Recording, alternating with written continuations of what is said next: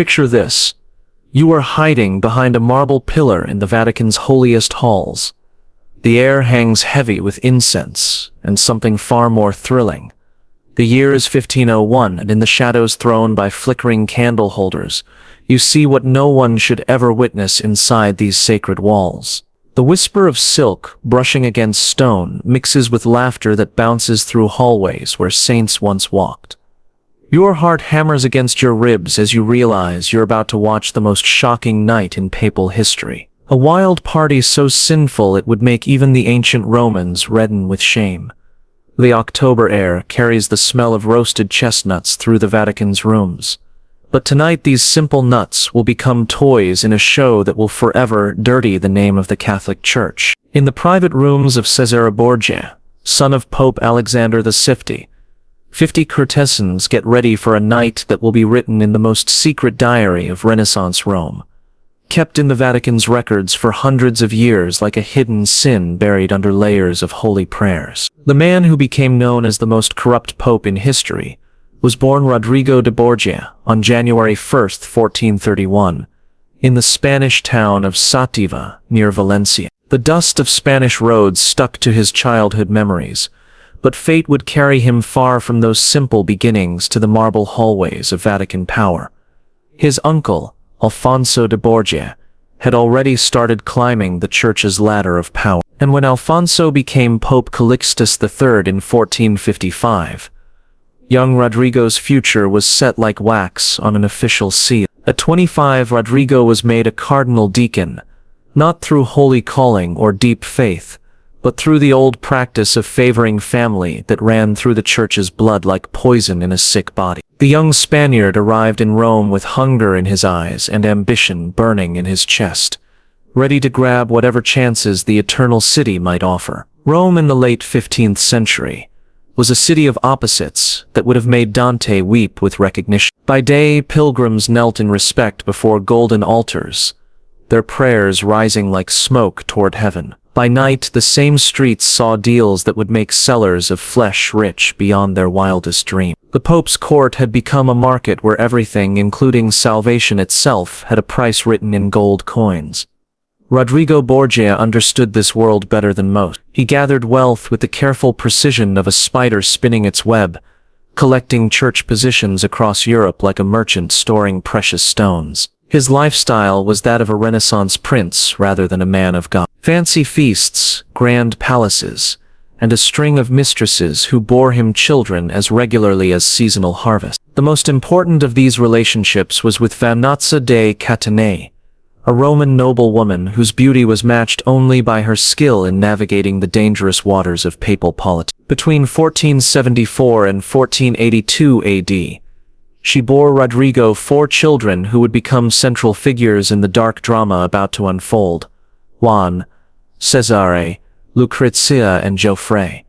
Each child was a chess piece in Rodrigo's great game of power. Their lives sacrificed for their father's overwhelming ambition. Even as a cardinal, Rodrigo's behavior shocked Rome, no small feat in a city where scandal was as common as morning bread. Pope Pius II wrote him a harsh letter in 1460 AD, condemning his conduct in Siena that had shocked the whole town and court. But shame was a luxury Rodrigo could not afford. He had a papacy to win, and moral doubts were obstacles to overcome rather than principles to honor.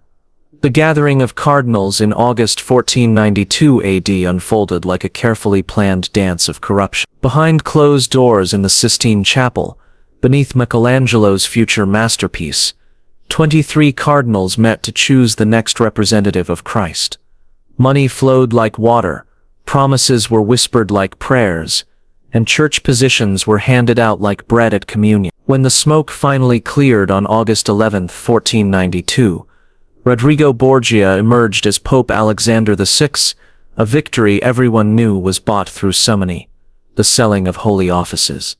Surprisingly, the Romans celebrated. They had grown used to their Spanish cardinal and expected a rule full of splendor and action. Bonfires lit up the 7 hills, torch-lit processions moved through ancient streets, and victory arches rose like prayers made real in stone and wood. The new pope's crowning at St. Peter's Basilica on August 26th was met with what watchers called the greatest cheers any pope had ever received.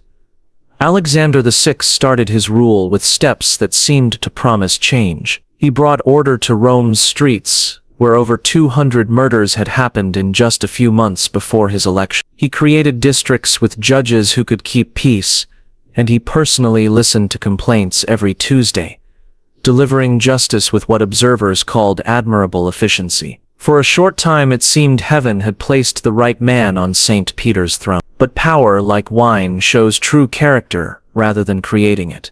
Alexander's early reforms were soon hidden by his constant push to advance his children, particularly his sons Juan and Cesare. One was made Duke of Gandia in Spain and married to the Spanish king's cousin. Cesare, though only 18, was given the important archbishop position of Valencia, and later made cardinal roles he treated as stepping stones rather than holy calling. The Pope's rooms during Alexander's rule became a stage where the holy and sinful performed an ugly dance.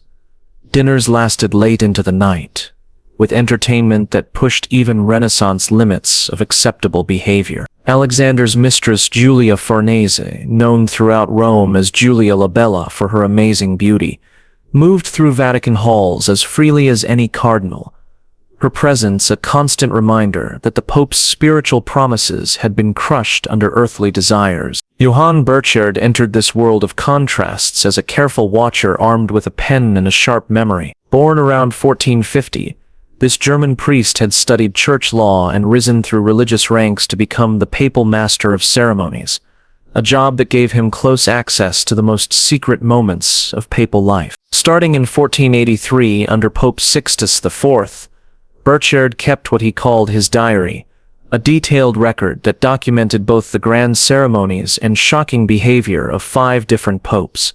Burchard was no romantic.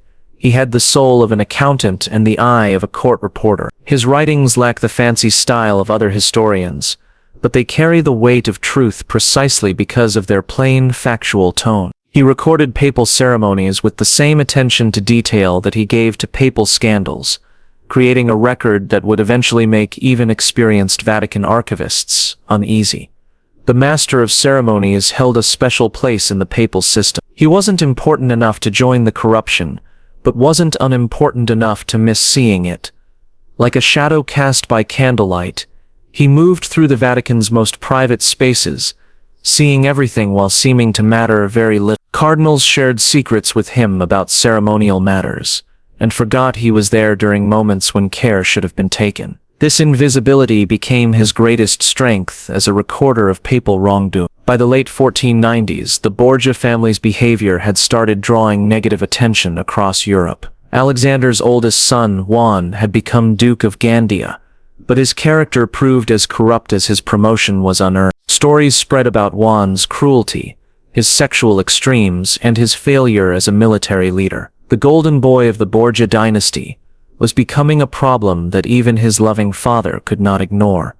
The events of June 14. Juan's body was found floating in the Tiber River, his throat cut and his body bearing 9 wounds. The murder sent shock through Rome and hit Alexander with grief, so deep that observers wondered if God's justice had finally found the Borgia family. For 3 days and nights, the Pope refused food and sleep, crying behind closed doors like a broken man rather than the powerful Pope who had once frightened kings. In his pain, Alexander announced a plan for church reform. He called for measures to limit the luxury of the papal court, reorganize the church offices, and stop the selling of positions and keeping of mistresses. For a brief moment, it seemed personal tragedy might achieve what years of criticism had failed to accomplish. A group of cardinals and church lawyers began writing new rules that predicted the changes of the Council of Trent, still many years away. But sadness, like everything else in Alexander's character, did not last long. Within months, the reform plans were forgotten, stored away like shameful love letters from his youth. The Pope's focus turned to his living children, especially Caesar, whose strong will and cruel ambition would now lead the family's plan. If Juan had been Alexander's heart, Cesare was his sword, sharp, cold, and completely without a conscience. Cesare had a charm that attracted both followers and enemies. Tall, good-looking, and with a mind that was almost genius level, He had first been guided toward the church like his father, but Cesare's skills were in war and politics, not religion. He gave up his cardinal's title in 1498 AD, the first cardinal in history to willingly leave the Holy Office, and set his sights on worldly power. The political scene in Italy gave Cesare chances that would have tested even Machiavelli's imagination. The French king Louis XII needed the Pope's approval to end his marriage, while various Italian states were ready to be taken by a ruthless enough leader. Alexander saw in these events an opportunity to build a kingdom for his son, even if it meant joining with foreign invaders against other Italians. Through a mix of siege warfare, murder, and political trickery, Cesare carved out a territory in central Italy that made him one of Europe's most powerful men. His methods were so effective that Niccolo Machiavelli would later use him as the model for the prince, admiring Cesare's ability to mix cruelty with efficiency to reach his political goals. But such success needed money that even the church's funds could not easily provide, leading Alexander to find new ways to raise cash. The sale of pardons, church jobs, and even cardinals' hats became common during Alexander's later years. Rich families could buy church positions for their sons, effectively purchasing salvation along with social status. The group of cardinals grew not through spiritual worth but through financial donations, as Alexander appointed 47 new cardinals during his rule. Each appointment meant thousands of gold coins flowing into the Pope's treasury, and finally into Cesare's war funds. Rome during this time looked like a city occupied by its own ruler. The Borgia family treated the papal states as their personal kingdom, with Alexander as the father and Cesare as the prince. Lucrezia, despite later efforts to clean up her reputation, was used as a bargaining chip in marriage deals that served family interests rather than her personal happiness. Her first marriage to Giovanni Sforza was cancelled on the grounds that he was impotent when politics changed, and she was quickly married again to Alfonso of Aragon, who was later probably murdered on Cesare's orders when that alliance no longer helped the Borgia. The Vatican rooms during these years became a stage for more and more elaborate parties that tested the limits of acceptable behavior, even for the Renaissance. Alexander loved plays, music concerts, and dinner parties that lasted late into the night. Guests included cardinals, ambassadors, wealthy merchants, and a collection of courtesans whose beauty was matched only by their secrecy, or lack of it. These gatherings served many purposes beyond just fun. They were shows of the Pope's wealth and power, chances for political deals, and tests of loyalty among Alexander's supporters. Cardinals who joined the Pope's parties were involved in his behavior, making them hesitant to criticize or betray him. Those who refused invitations marked themselves as possible enemies, open to the kind of revenge that had happened to so many of the Borgia's opponents. The autumn of 1501 AD found the Borgia family at the peak of their power and perhaps their corruption. Cesare had successfully finished his takeover of the Romagna region, earning praise from military watchers across Europe. Alexander had survived many political troubles, including the invasion by King Charles VIII and constant fights with rival noble families. The Jubilee year of 1500 had brought hundreds of thousands of pilgrims to Rome, filling both the church's money chests and the city's brothels with equal excitement. It was in this mood of victory and moral rot that Cesare Borgia planned what would become known as the Banquet of Chestnuts. The exact reason for the event remains unclear. Was it a celebration, a political show, or just the natural result of years of increasingly shocking behavior? Old records give different explanations, but they all agree on the basic facts that would stun even experienced watchers of papal. October 31st, 1501, All Hallows' Eve, when the line between holy and unholy was traditionally thought to be at its weakest. The date might have been picked on purpose, or it might have been just chance that the most famous papal orgy in history happened on a night when ghosts were said to walk freely among the living. Either way, the symbolism was perfect. On a night meant for remembering the dead, the Borgia family was about to do things that would destroy whatever was left of papal honor. Cesare's rooms in the Vatican were in a part of the papal palace that had been beautifully decorated by Pinturicchio during Alexander's early years as pope. The painted walls showed scenes from ancient myths and Christian history, creating an ironic background for events that fit neither tradition. These rooms, designed to show off the wealth and cultured taste of the Borgia Pope, would instead become the setting for an evening that captured everything critics had accused the family of being. The guest list for the evening showed how deep the Borgia corruption went. Cardinals who should have been spending the night in prayer mixed with Roman nobles whose wealth had bought their silence about past papal scandals. Diplomats from various European courts attended, perhaps seeing the evening as a chance to gather information about the Pope's plans, or maybe just drawn by curiosity about how far the Borgias would push the limits of acceptable behavior. But the true stars of the evening were the 50 courtesans Cesare had gathered for his guests' entertainment. These were not common street prostitutes, but refined women who understood the subtle art of giving pleasure while keeping the secrecy that powerful men require. Many had experience at papal parties.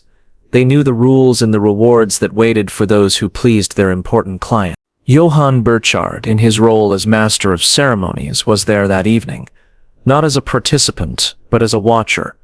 His official job required him to be available for any formal functions that might come up, even during private entertainment. This professional obligation placed him in the perfect position to witness and record events that other observers might have preferred to forget. His account, written in Latin with the clinical detachment of a medical examiner, preserves details that illuminate both the specific events of that evening and the broader moral climate of Alexander's papacy. According to Burchard's meticulous record, the evening began conventionally enough, with dinner served in Cesare's private chambers. The meal featured delicacies appropriate to the season and the social status of the guests, accompanied by wines from the papal cellars that had been carefully aged in Roman caves. Conversation flowed as smoothly as the wine, touching on politics, military campaigns, and artistic patronage, topics that allowed the assembled company to demonstrate their sophistication and cultural refinement. The atmosphere began to change as servants cleared away the dinner plates and the evening's true entertainment commenced. The 50 courtesans,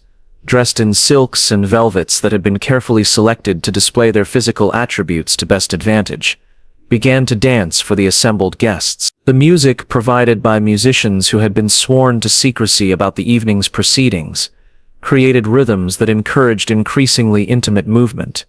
What followed challenged even the broad definitions of acceptable behavior that had evolved during Alexander's papacy. As Burchard recorded with characteristic precision, the women initially danced clothed, but as the evening progressed and wine continued to flow, garments were gradually discarded until the entertainers performed completely nude. This transformation from conventional entertainment to explicit display occurred gradually enough that guests could adjust their comfort levels, but decisively enough that none could claim ignorance about the evening's ultimate direction. The centerpiece of the evening's entertainment involved the chestnuts that gave the banquet its name.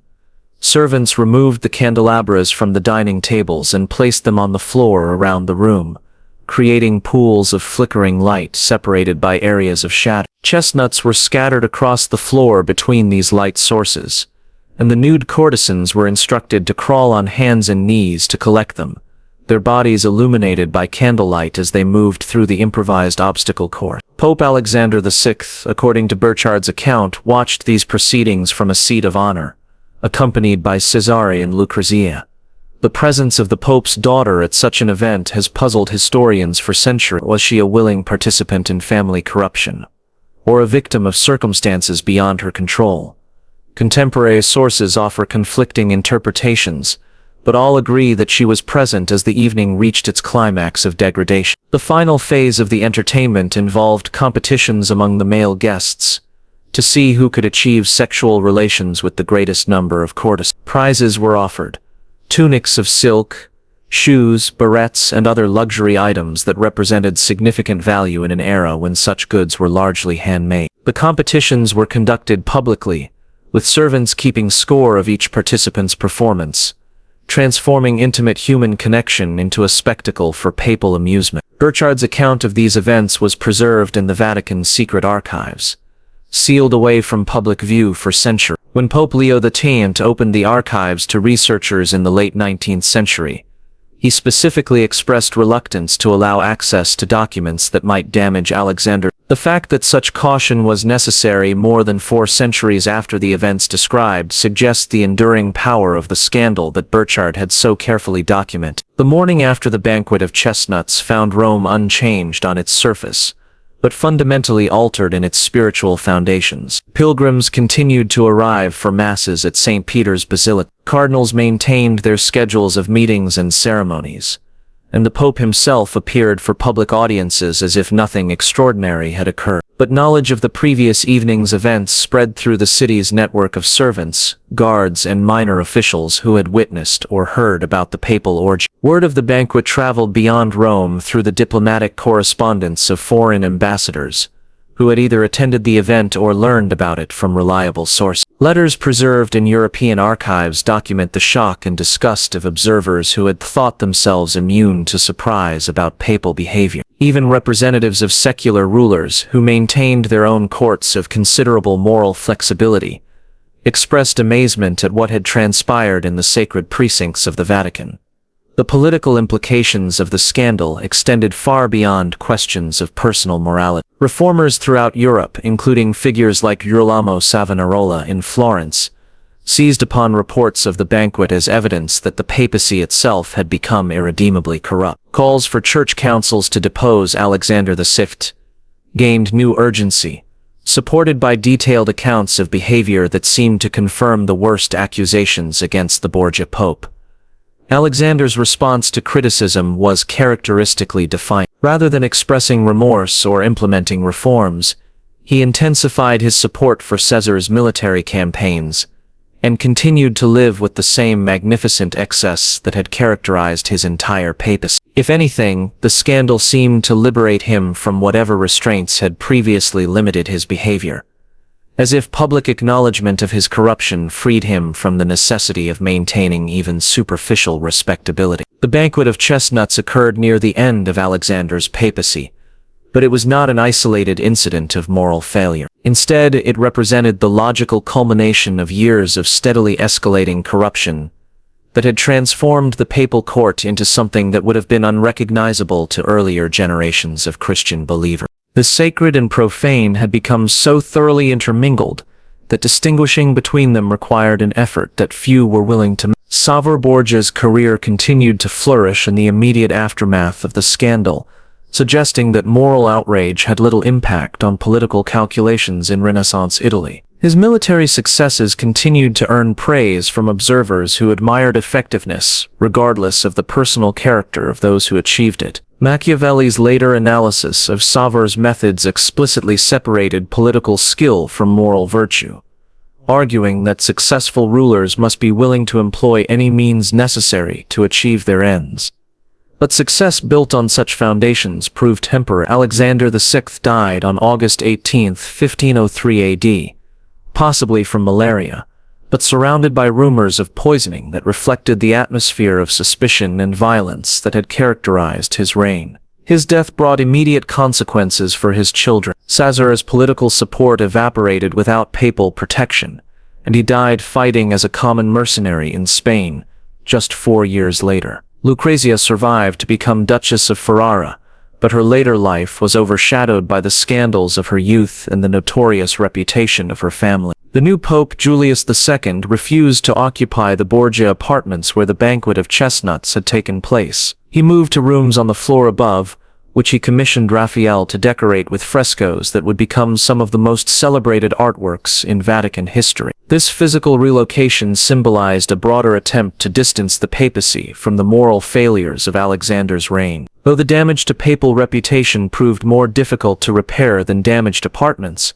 historical assessment of the Banquet of Chestnuts has varied according to the moral and political climate of subsequent eras. Catholic historians of the 19th and early 20th centuries often disputed the accuracy of Burchard's account, arguing that a reliable witness could not have documented such extreme behavior, or that later interpolations had corrupted the original text. Protestant historians, conversely, embraced the scandal as evidence supporting their criticisms of papal authority and Catholic claims to moral leadership. Modern historians generally accept the basic accuracy of Burchard's account, while placing it in the broader context of Renaissance Italian culture. They note that sexual displays and public entertainments involving prostitutes were not uncommon among secular rulers of the period, making Alexander's behavior shocking primarily because of his position as head of the Catholic Church, rather than because such conduct was unknown in contemporary society. The architectural setting of the banquet adds another layer of historical irony to the events of that October evening. The rooms where the orgy occurred had been decorated by Pinturicchio with frescoes depicting episodes from classical mythology and Christian history. Ancient gods and saints looked down from painted walls as scenes unfolded that would have scandalized both pagan and Christian sensibilities,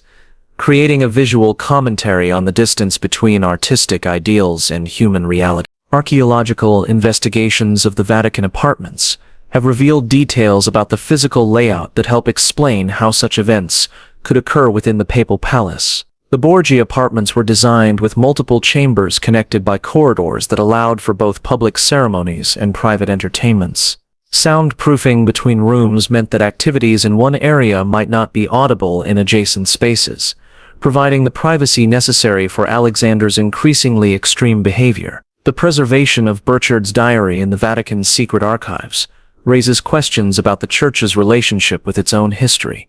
For centuries, these documents remained sealed, accessible only to a handful of researchers who had received special permission from papal authorities. The decision to maintain such records while restricting access to them suggests recognition of their historical importance, combined with embarrassment about their contents. Contemporary accounts from sources other than Burchard provide corroborative evidence for at least some version of the events described. Diplomatic correspondence from the period includes references to papal entertainments that push the boundaries of acceptable behavior. Though few sources provide the explicit details that make Burchard's account so compelling, the convergence of multiple sources pointing to similar conclusions strengthens the case for accepting the basic historicity of the Banquet of Chestnuts. The scandal's impact on subsequent papal history cannot be measured solely in terms of immediate political consequence. Alexander VI's behavior, culminating in events like the Banquet of Chestnuts, provided ammunition for Protestant reformers who argued that the papacy itself had become irredeemably corrupt. Martin Luther's criticisms of papal authority gained credibility from well-documented examples of moral failure at the highest levels of church hierarchy. The Counter-Reformation that began in the mid-16th century represented in part a response to scandals like the Banquet of Chestnuts. Church leaders recognized that moral reform was necessary to restore papal credibility and counter Protestant criticism. The Council of Trent's emphasis on clerical discipline and the establishment of seminaries for priestly education addressed problems that had been dramatically illustrated by Alexander VI's conduct. But reform came at a cost that extended beyond mere policy change. The Baroque magnificence of post-Tridentine papal ceremonies represented an attempt to restore dignity to papal authority through visual splendor and carefully choreographed ritual. The spontaneous entertainments that had characterized Alexander's court gave way to formal presentations designed to emphasize papal majesty while minimizing opportunities for scandal. The psychological impact of events like the Banquet of Chestnuts on participants and observers remains difficult to assess from historical distance. For the courtesans who performed that evening, the experience probably represented professional obligation rather than personal degradation. Their social position made such employment an economic necessity rather than a moral choice. For church officials who attended, the evening may have represented either willing participation in corruption or reluctant compliance with papal expectations that carried the threat of professional retaliation. The broader Roman population's response to knowledge of papal behavior reveals the complex relationship between religious authority and popular faith. Despite widespread awareness of Alexander's moral failures, pilgrims continued to flock to Rome, masses continued to be celebrated, and the sacramental system continued to function. This suggests that popular Catholicism had developed sufficient theological sophistication to distinguish between the personal worthiness of church officials and the validity of their religious functions. The Banquet of Chestnuts represents more than just an isolated incident of papal misconduct. It illuminates the broader transformation of Renaissance Italy from medieval Christendom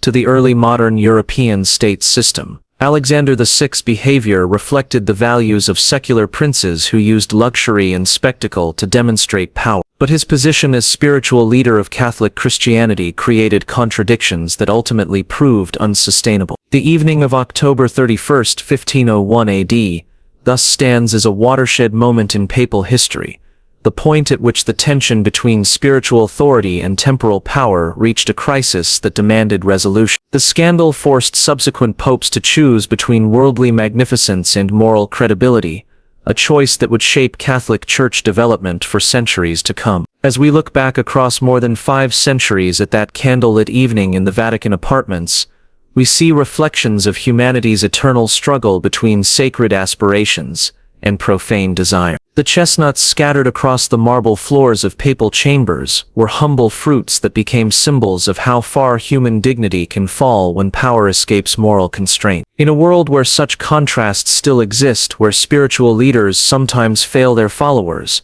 where power corrupts even those called to serve higher purposes, the Banquet of Chestnuts serves as both historical scandal and enduring warning. The candles that illuminated that notorious evening have long since guttered out.